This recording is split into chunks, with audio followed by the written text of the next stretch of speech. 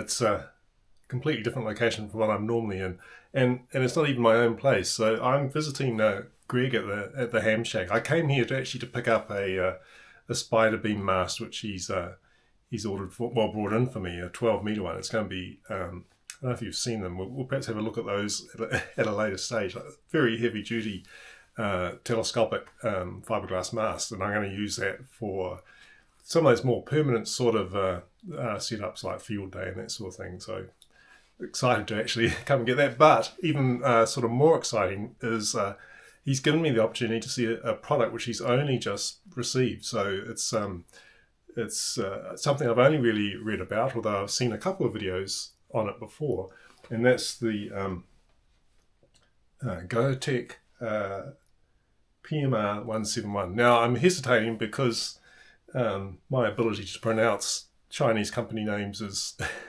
not that good. I struggle, as you know, with even just English names. So I'm hoping that's right. If you're Chinese and you know how to say it, then keep it to yourself. So what is it? It's a portable radio. It's here. Let's just have a quick look, because it truly has only just arrived very recently.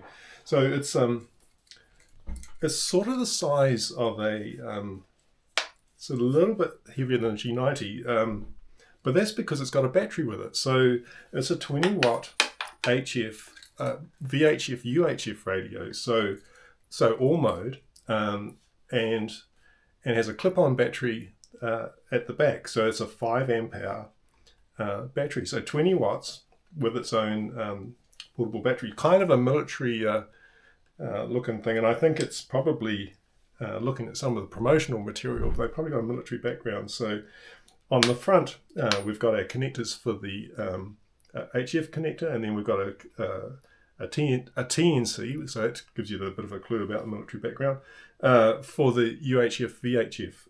And then also this is a GPS connection. So there's a few modules that you can get that actually apparently fit in this radio, like DMR and a GPS module, and a compass module as well, I think is the other one.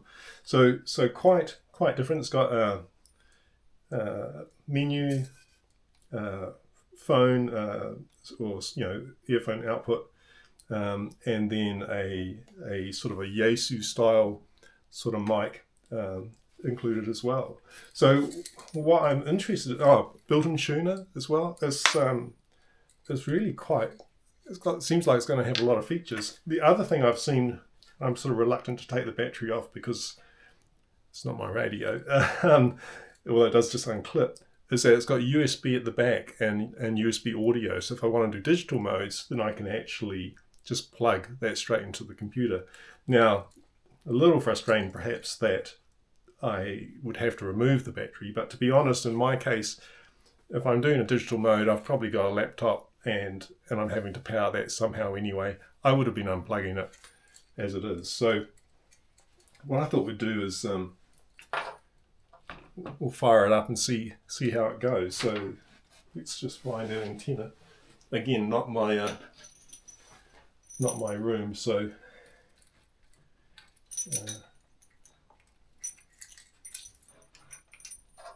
it's got these little caps on the front.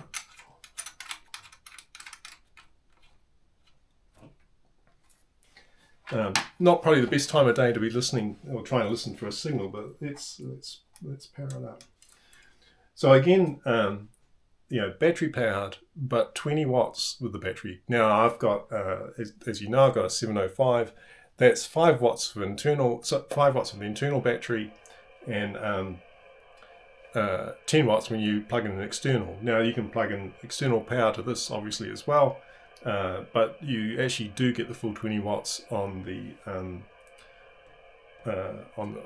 built-in battery or on the attached battery. So we'll just swap to a more portable camera. Hang on a sec. Right. So hope you like pink, pink and blue. That seems to be the colours we're going to get, and and we can change band on here. If I hold down the band button, hold down the band button, then you can see I'm on 7, and I can move to, let's say, 14, and we're on 14. There's not a lot happening probably just right now because of the time of day, but I think down here you'll probably hear the dulcet tones of FT8 sounding fantastic. I don't think I can see anyone else around.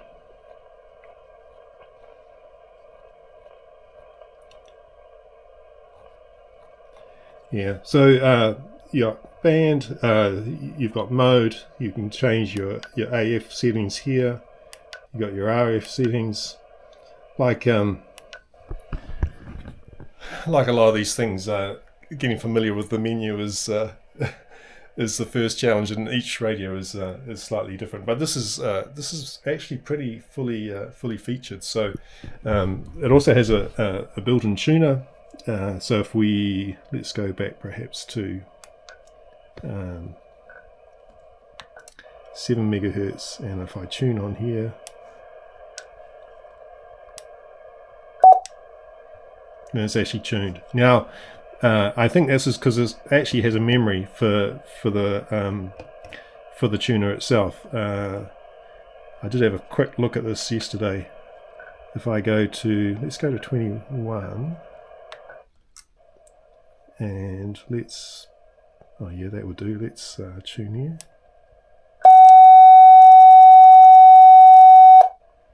So tuned. Now if I go back to 14,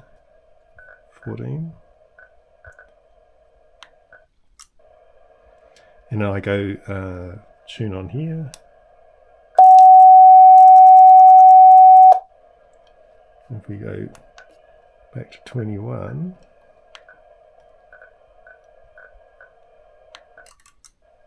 now I don't know if you heard that. If you could hear it change in the background. If I tune on here, I think it would be real quick. Yeah, real quick. So it's actually remembered what the tuning settings were. That's quite cool. So what else can I tell you about it? Probably not a lot, because it is very new, and I must say, in probably the 15 to 20 minutes I've spent playing with it, actually you can hear the tuner as we change band. Let's see if we can do that again.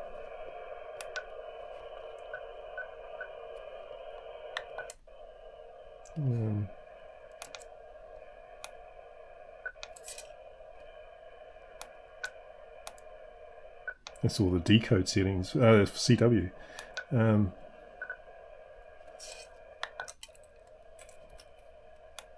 Back to here. Yeah, you can just barely hear it change in the background. Quite nice that it's got a menu. Well, it's got a memory for it. So again, menu, there's a bunch of options. You got this graphical menu. Now some of these features are not actually in this particular radio, so the DMR feature isn't included in here, but whoops, call type, oh, that's for DMR. We don't want to go into DMR. Let's back to that. Yeah, it's going to take me a few minutes to get used to the way this handles, but quite promising. Like the size is good, very heavy construction. The other thing that's interesting I see when looking at the side panels here, you can see that there actually are fans built in. I suppose it's designed to be kept in a bag or operated from a bag, which is I guess why these things like the antenna ports have been pulled through to the front. So you could actually just slide the whole thing into your bag and operate it entirely from there. So in order to keep it cool, then it has got these built-in fans. So that's quite cool. What I might try and do now, and this will be a bit of a challenge because my internet connection's been cutting out here, is I'm going to see if I can transmit on here and listen to us on the SDR somewhere. So let me just get set up for that. Just hang on a sec. Where should we go to? Let's go back over here. Right, so on 710, let's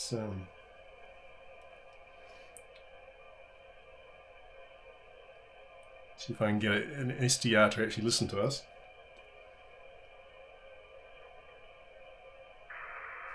Now, if I turn down the volume on here,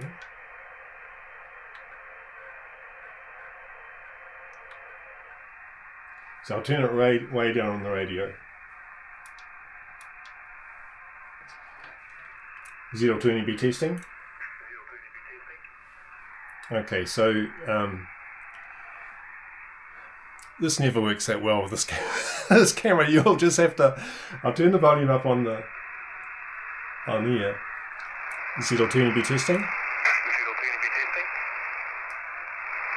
Z-L2NB testing.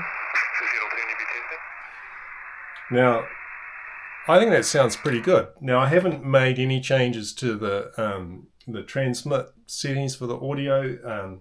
We hear that little bit of a PTT sort of as we hit that, but I've spent no time to try and refine that. I think it sounds. I thought that audio was good. There is nothing that I can listen to on here at the moment. I might come back later this afternoon when there is something on. Let's capture just a little bit of that audio as well, and see if we can get a picture of what this sounds like. Now, it has got speakers in the side here, so we're not dependent on headphones. There's no top-mounted, top-facing or front-facing speaker. So I'll wait to hear some talk later today, and let's see if we can get an idea for that. But the sound I thought from the SDR just in that is actually pretty reasonable. This will be interesting to see how this plays out. The fact that the battery's included means I don't have to carry an external one. That's quite a nice saving.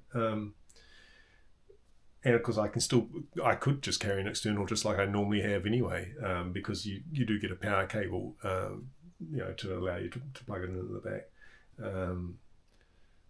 I think perhaps a little bit early for me to understand perhaps all the features that this has, but it's a very interesting development. I haven't seen anything quite like this really since the G90. And similar sort of power output, but with the benefit also of VHF UHF. Now, I must say, look, I don't really know a lot about VHF UHF. It's not something I spend a lot of time with, but if you're into that, then this actually could be a really good option. Certainly for things like Alpine Fault Net, where you're wanting to cover a variety of different bands, probably both in VHF, UHF, and also and HF, then this is actually quite a good option. So if I look at when we go to band, you can see so what it shows, will show you what's capable, the radio is capable of, but not necessarily what a model that you get from here will be set to. This is what happens when you're using someone else's tripod. Sorry about this. So we do have 160, all the HF bands. We've got 50, 74, remember the UK, I think it allows 74, 140, 230, 350, 430. So, the hardware itself is certainly capable of supporting quite a wide range. Obviously, if you were to get one, it would be locked to what's allowable for your country. So I have no idea of the pricing yet. I don't know if Greg's posted that. and I'm not entirely sure on availability. I know this was like a pre-model that he was sent sort of ahead because we're here for the for EastFest, and he wanted to have it available for that. I think other stock is coming in November, but if you want to know more about it, look at the hamshack.co.nz. You'll have more details there. It was just good timing on my part to be here picking up one thing and able to see something else completely different. I'm hoping I get a chance to have a more of a play of it later on when he's got some more units in, and if that happens, then let's take it on a few outings and really see if we can put it through its paces and get a better idea about what it's capable of. Anyway, we'll come back and listen to some audio, but apart from that, I hope you have a great rest of your week. If you're going to EastFest, I'll see you there. Otherwise, take care. See ya. Okay, now I've got someone talking. Here we go.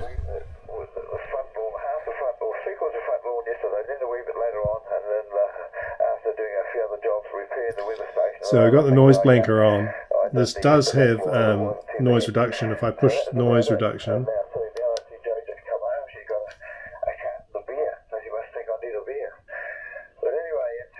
and what you can do with this is you can actually adjust. You can adjust the noise reduction, noise blanker, and peak, whatever peak is. Not quite sure. As well, but it's okay.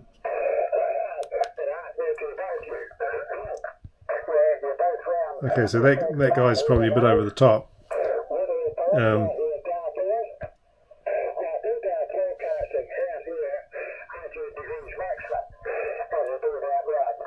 You're probably dialing back.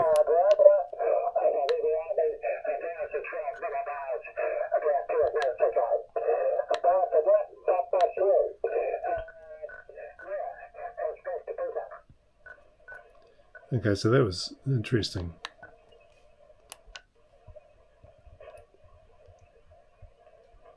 Alright, that all seems like it's here, transmitting. I wandered off briefly to look at our weather station. Here, currently 17 degrees.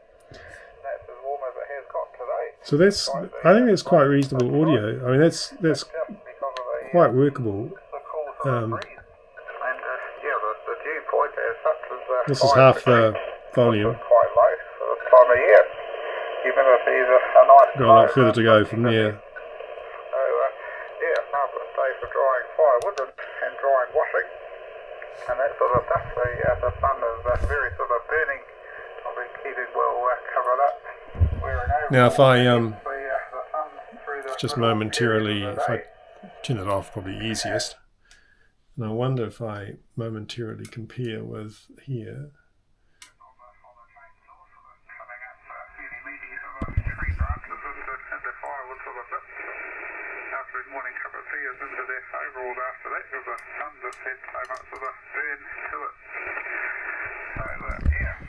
So I think the audio on the PMR-171 is perfectly. It's great, actually. It's very good.